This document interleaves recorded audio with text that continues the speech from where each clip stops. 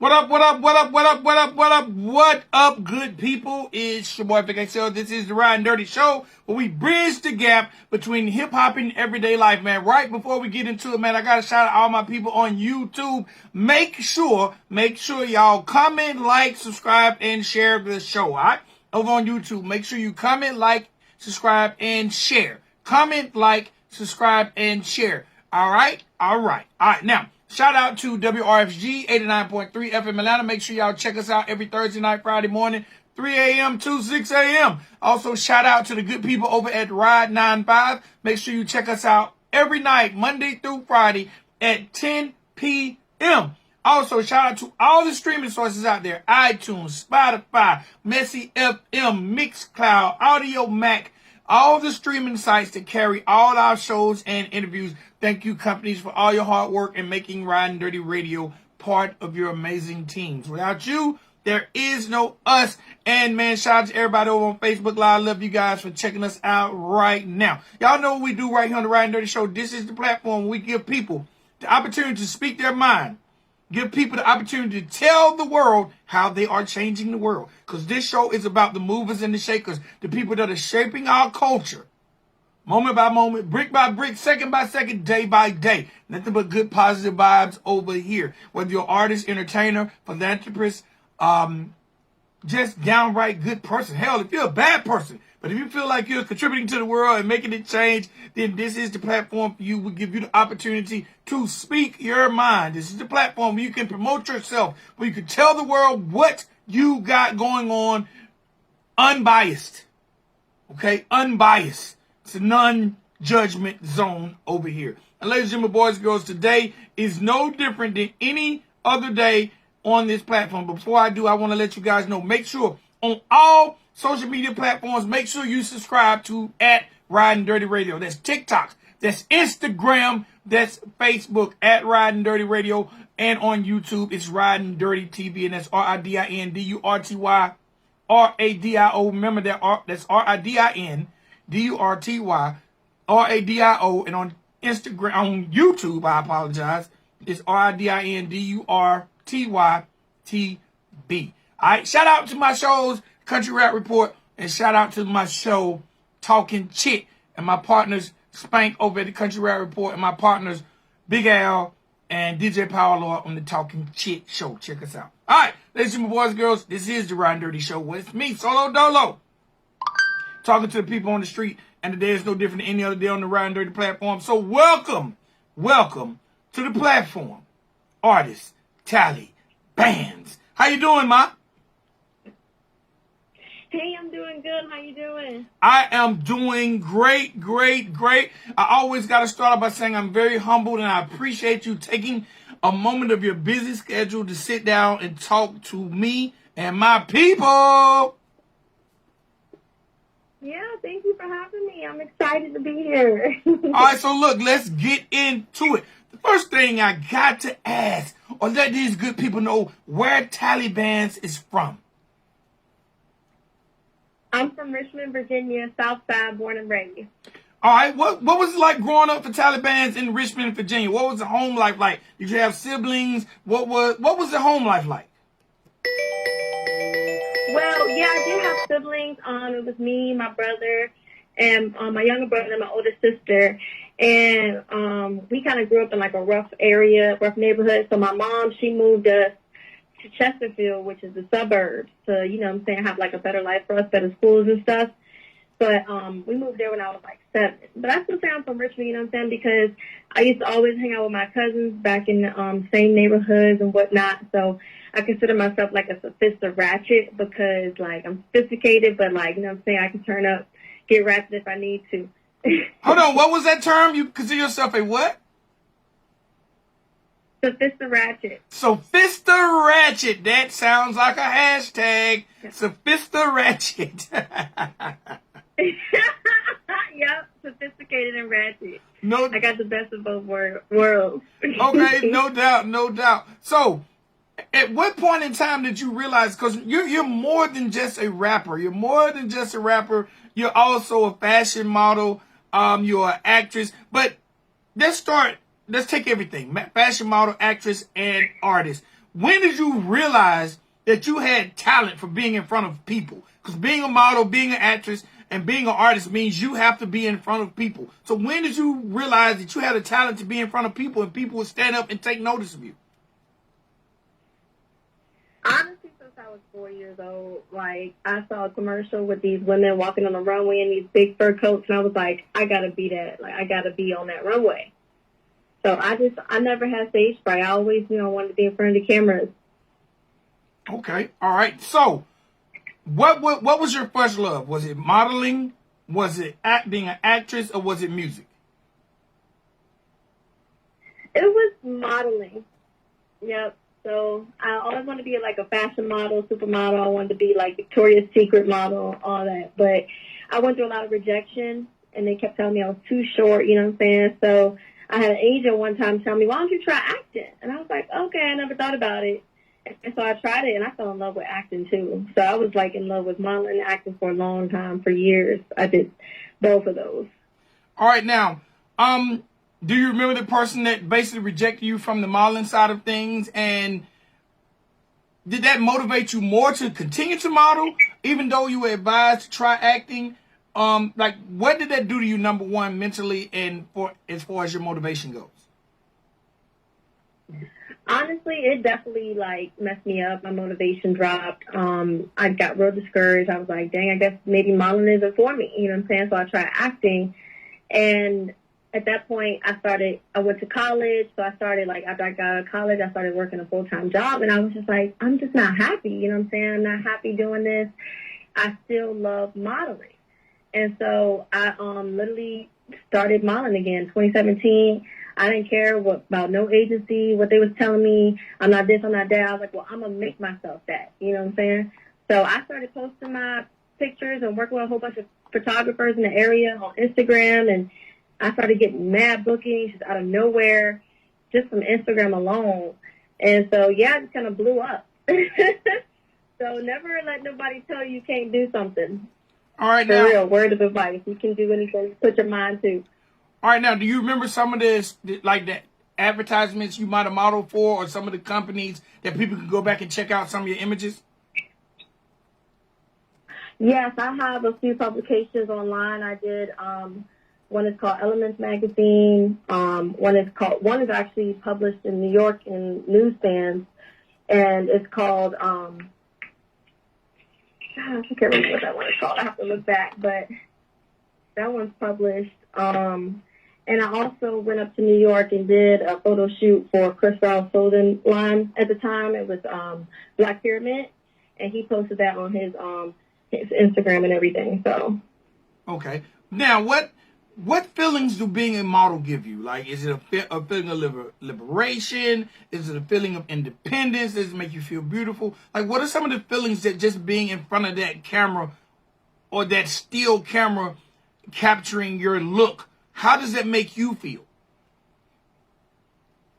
it really just makes me feel at home. Like, I love it. It's nothing I'd rather be doing than being in front of a camera. It just I feel so comfortable. It's always came very natural to me. And I'm my happiest when I'm in front of a camera, either modeling, acting, or performing. So I just feel good. I feel confident. I feel strong. I feel like, I don't know if I can curse, but a bad bee. I feel sexy. I just feel good. I love it. It's what I love to do. So. Okay, now when you was encouraged to try your hand at acting, like what were the steps in the process that you took when it came to getting your face out there on the acting side of things? I just had to go through the steps of getting a headshot. So I got some headshots taken, and I also had to start building my resume. So I did a lot of extra work, background work, which is, a lot of independent films and some TV shows in and around my area. And after that, I started getting more, exposure and experience. So I started actually auditioning for bigger roles. And I've been in so many independent films, and one film even went to Amazon. It's on there now on Amazon Prime. Okay, what's that film? It's called Symphony. Okay, all right. It's a superhero film. I'm Okay. the main superhero character. Whoa, you're the main superhero character? Yeah, the movie's about me. Persephone is the main character's name. That's my name on the film. Persephone? It's T as in Tom, Isiphone. Okay, now what was that like being a main character? It was awesome. It was a dream come true because one of my dreams, even now, one of my goals is to be a superhero on like a main character on a Marvel movie, or DC Comics. So that was like a dream come true. Being a superhero, I've always wanted to play that. So it's almost like it was preparing me for my Marvel movie that I'm going to get one day soon. So it was a lot of fun. It was a lot of work. We was on set for hours. I was driving up and down to Baltimore. That's where we filmed it at. And it was a good time, though. I love being on set. I love working with other creative people. Like, it's always a good vibe whenever you work with creative people. I always have a lot of good interactions. You become like a family, you know what I'm saying? So I enjoyed myself. This was a lot of work, but is it really work when you're having fun, when you love it? No, it's not. It is not. All right, I have to ask, if Bandz was a real-life superhero, and you could create your own superpower, or you could take an existing superpower, what would your superpower be? Oh, man. Can I combine powers, or can I only pick one power? No, you can combine powers. You can combine powers. Oh, okay. I want to be able to fly. I want to be able to have super strength. I want to be able to go invisible. And read people's minds. Okay, all right. Now, would you want, when you say read people's minds, is it just men or everyone? Everyone. No doubt, no doubt, no doubt. I don't know, though, because you be having some crazy thoughts, you know what I'm saying? I don't know if I want to know everything. No doubt. All right, so look, let's talk about this music. Like, when did you decide, all right, so you're modeling, you're acting, when did you decide to pursue the music side of things? It was kind of crazy. Like, it wasn't on purpose. I never would have, I never thought to be a rapper. That was not one of my goals, but I was actually on set for a music video. I was a model for a music video, and the artist at the time, he was like, I really like, the way you perform. He's like, do you make music? I was like, no. And he was like, well, do you sing? I was like, He said, well, I can make you sound good if you want to get in the studio, because he just really liked my stage presence. And I was just like, okay. I never want to turn down or back away from an opportunity. So I was like, fuck it, why not? Oh, I'm sorry, I don't know if I can. No, you're okay, you're okay, you're okay. So, okay. So we got in the studio, and we made my first single, and it was okay.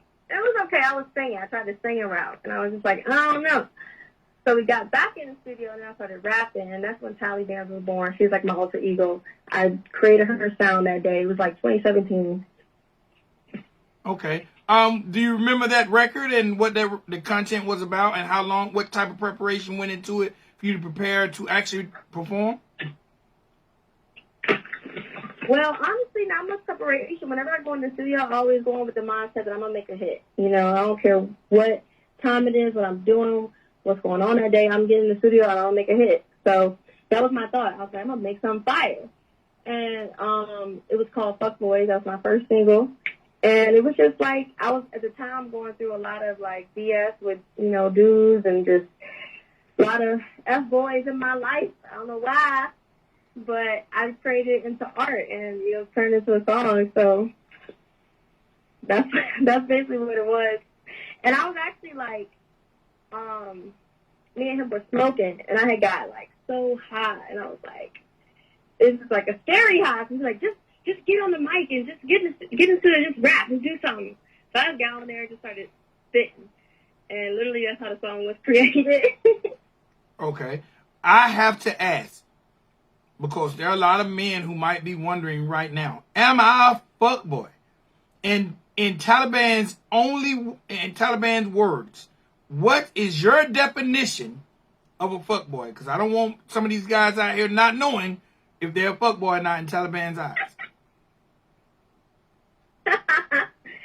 The definition of a fuckboy is basically just an ain't shit nigga who don't have nothing. Like, he don't have no car, he don't have his own place, he don't have no money, he broke, and he thinks he can just bum off of women and let them take care of him, and just think that, oh, because he got some good deed, that's going to make up for it. Like, no, you fuck nigga.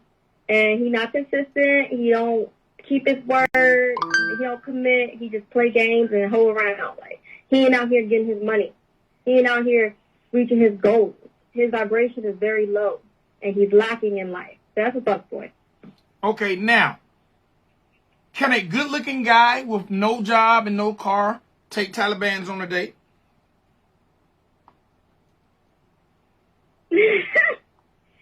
No car.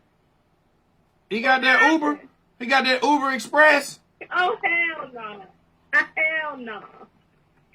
That's a fuck nigga, and I'm not going on no date with him. All right, okay. Like, when it comes to the music side of things, like, who are some of your inspirations? Like, who are some of the artists out there, past and present, that make Taliban's want to be the best artist she possibly can be? Definitely Nicki Minaj and Doja Cat and Megan Thee Stallion. They, you know what I'm saying, they're killing it right now. So just seeing them makes it feel like, oh, it's possible for me to do it. And inspiration-wise, really, is Beyonce, Rihanna. I used to, when I grew up, I was always watching their performances, like Religion. So I got a lot of my performance technique from them. And also Future, because I went to one of his performances, and he gave so much energy. So every time I perform, I try to be on that level. Okay. Now, being an actress, being a model, and being an artist, do you have a favorite of the three? Yeah, definitely being an artist. Because I feel like I can combine all three into my artistry. Like, acting and modeling really paved the way for me as an artist. I feel like it helped me build up my stage presence and my confidence. And, you know, Bandz, she's a character. So it helped me develop her as an actress. So, yeah, I just feel like, you know, it was meant for me to do all those things to become an artist. All right, now, the name Taliban's, how did that come about? How did you make Taliban's your alter ego? How did the name come about? So Tally is my nickname, and then Bandz is money. Okay. So it's like a play on words, like tally, count, money, counting money. Yeah. Like I'm getting money and I'm counting it. All right. Yeah. All right. So now, at this point in your career, you say you actually went in the studio and recorded your first joint in 2017. As an artist, have you had, because this is a male-dominated industry. This thing is ran by the fellas. At this point in your career, have you had any issues with people taking you serious as an artist? At first, I feel like, yeah, when I first started, because I wasn't taking myself serious. You know, the energy you give out is what people are going to give back to you. So I wasn't taking myself serious. I was just like, oh, whatever, I'm not going to rap for real. And so I didn't pay attention to it for real. But then once they realized I was taking it serious and they see I've been consistent, people actually fuck with me a lot now. I just dropped my mixtape and it's got so many streams. Like, I've got so many people reaching out, loving it. So now that I've been consistent, yeah, people really fuck with me. All right. And what is that feeling? What is that feeling like for you? Like knowing that people actually respect your art? It feels amazing. Like, honestly, I feel like people, you know, they always saw me as a model or, you know, an actress. So at first it was really hard for me to transition, but it wasn't that hard actually because I always kind of accepted it. But it feels great. It feels good because I put my heart and soul into my music. It's a lot of my experiences, and I'm hoping to reach, you know, other women who are going through what I'm going through so they can boss up and be a badass boss-ass bitch and say fuck these fuck niggas too. Okay, no doubt, no doubt. At this point in your career, like how many times have you been invited to the studio by a guy who just low-key wanted a date? Actually, never. Really? Like, when people hit me, yeah, they hit me to work. I'm telling you, I have a good sound, and Usually when I jump on the track, I turn it up. So people really hit me to work. They don't hit me on some trying to fuck around shit. If they are, I don't, pay attention to it. All right, now. Because I'm trying to work. With that being said, and you out here grinding, trying to get that work in, what's the dating like? What's the dating life like for Talibanz? I'm in a relationship. Okay. I have a boyfriend. Okay. How does he deal? Is he in the business, or how does he deal with you pursuing the business? He's not, actually. He's not in the industry, but he is a businessman himself. He's an entrepreneur. So it works because we both have schedules. Like, being an artist is basically being an entrepreneur. So we both have schedules where it's just kind of, spontaneous, that we have to go travel, we have to go do this. And we make our own schedule, so it works. We understand each other. And he's very understanding and supportive. He loves that I'm an artist. He loves everything I do. He supports me. He pushes my music to people. Like, he's my number one fan, for real. He loves it. Okay, no doubt, no doubt. So definitely he's not a fuckboy. Hell no. He's a real man. So y'all fuckboys need to take a mental note from him. Shit, how to pull a bad bitch. All right, now, speaking of bad bitch, play on words, bad bitch music. Let's talk about that project. Yeah, that's my baby, my first project.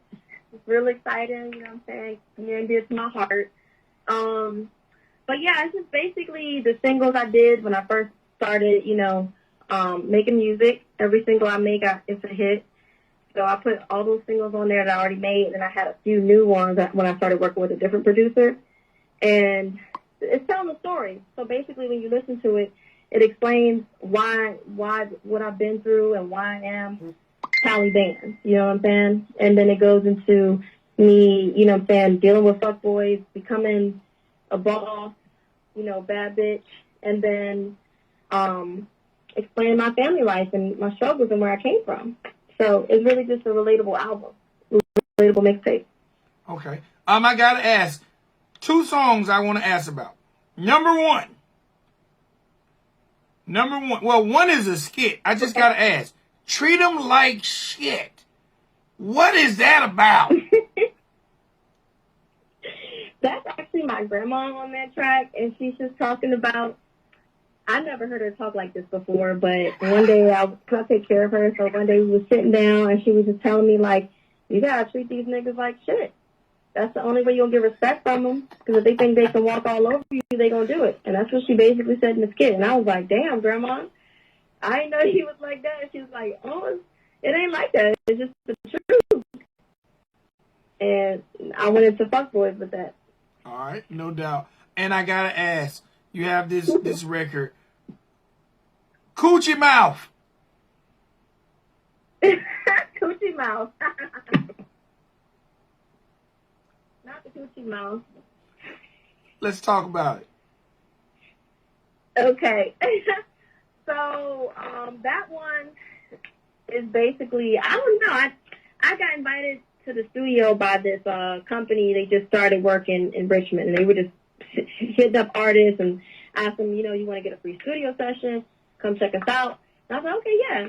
And I went, and I started doing that project. I started working on Coochie Mouth. And literally, like, I was like, this is dope. And the producer I was working with, he was giving a lot of, like, tips on how I should change up my voice and stuff and play with words and stuff that I'd never really done before. So I was like, this got to go on the album, because on the mixtape, because literally I talked to my grandma not too long ago, and she was telling me this story about this man she used to call P-Mouth. And so P-Mouth. And so I was like, oh my God, this is the song. This is what I'm gonna name the song. And it just hit at that moment. And I went through hell and high water to get Pussy Mouth on the mixtape, because it was a lot of technical issues with the producer, because I had went months without coming back over there to finish the record. And I was like, can you just send it to me so I can get somebody else to fix it? And he was like, it took 2 months for him to finally get in the studio with me to finish it. And even then I had to, get somebody to mix it, because it wasn't all the way mixed. And It was just a lot, but it was worth it because that's one of everybody's favorite songs. And the skit, they love the skit because it's just real. You know what I'm saying? It's real shit. All right, now we gotta get ready. But yeah, I don't know why I made it. Honestly, I don't know why I made it. I just was thinking of something catchy, and I was just feeling like. All right. The I was just feeling like in that mood. The last question I want to ask you: in April, you had an opportunity to come through my city, the ATL. What was it like being in Atlanta, being in front of people, meeting people, networking? Oh, I love Atlanta. Atlanta's great. Every time we go out there, it's always a great time. They love me. Atlanta, every time I perform in Atlanta, they turn me up. And I just performed with the Coalition DJs out there in Atlanta, and they literally gave me 10 out of 10 across the board. Every DJ was loving it, loving my music. And especially the one girl, she was just saying, like, I cracked the female code. My music is chanty. I got the look. I'm the total package, like, you know what I'm saying? So that really inspired me to keep going and keep pushing and not to give up. So I love Atlanta.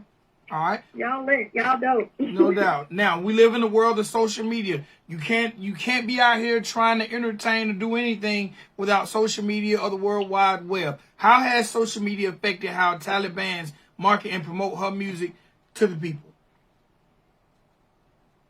Oh, man, social media has been, like, super instrumental in my whole career, just not just with music, but with modeling. When I first started modeling, I told you I was posting things on Instagram and getting, you know, bookings back to back for music videos, for photo shoots, and things like that.